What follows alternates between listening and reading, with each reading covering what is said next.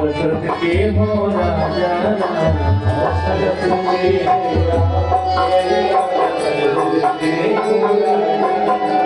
भरत भुआल के माता जी राज राजा राजा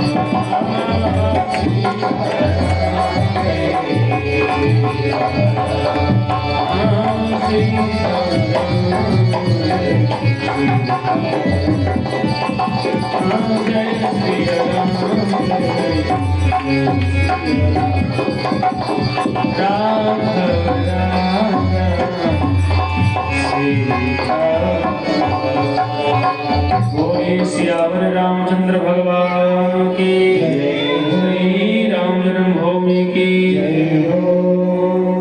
भगवान की मंगलमय कथा को श्रवण कराते हुए नारद जी कथा सुन रहे हैं। एक स्थान पे नहीं, चार चार पांच पांच स्थान पे अनवरत यही कथा कोई सुन रहा है, संवाद चल रहा है। जीवन की कथा कहती है भगवान की कथा कि जिसके घर में संवाद होता है ना। शिव महापुराण में क्या है? माँ पार्वती और भगवान शिव का संवाद ही तो है।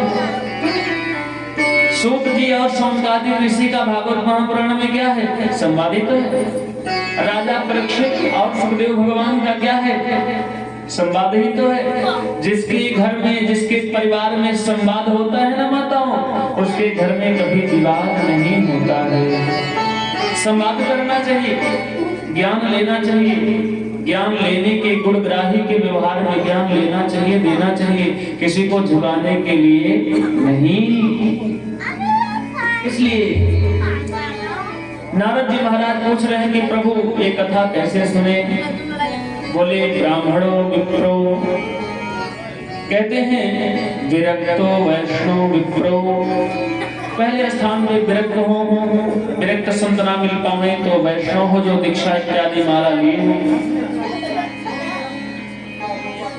और वो भी ना मिल पाए तो विप्र ब्राह्मण रहे।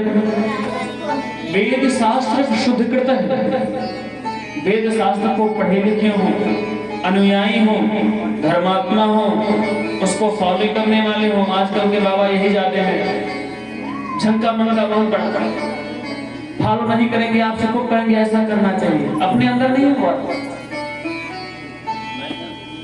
ये धर्म का व्यवहार उतना सटीक नहीं है। हम उतना बताएंगे जितना मैं खुद करता हूँ। जितना यहाँ के राम आदेश करते हैं उतना ही ये राम सीता जी यहाँ पर उस चीज को प्रवाह किया जाता है कि ऐसे ऐसे करना है। बाबागिरी ये नहीं है कि हम कुछ ना करें, आपको झूठो मूठो बता दें। ना ना ना, वो तो एक प्रकार से पाखंड हो गया। पाखंड यही है, पाखंड के पाप निरता जो पाप का विषय हो। सबसे बड़ा पाप तो ये हो गया कि झूठ बोल दिए, बाबा कुछ नहीं करते और आपको इतना बैम्बर की बात बता रहे हैं। आप करते हैं कि नहीं? अगर इतना कल्याणमयी बात है तो आप भी करिए। आप माला चलाइए, आप पूजा करिए, बाबा जी खुद न करते हो, इसलिए सीताराम पहले अपने आप को करिए। हम लोग माला इत्यादि चलाने का प्रयास साधु साई में दीक्षा लेने के बाद से आज तक जो भी हो पाता है, लेकिन चलता है।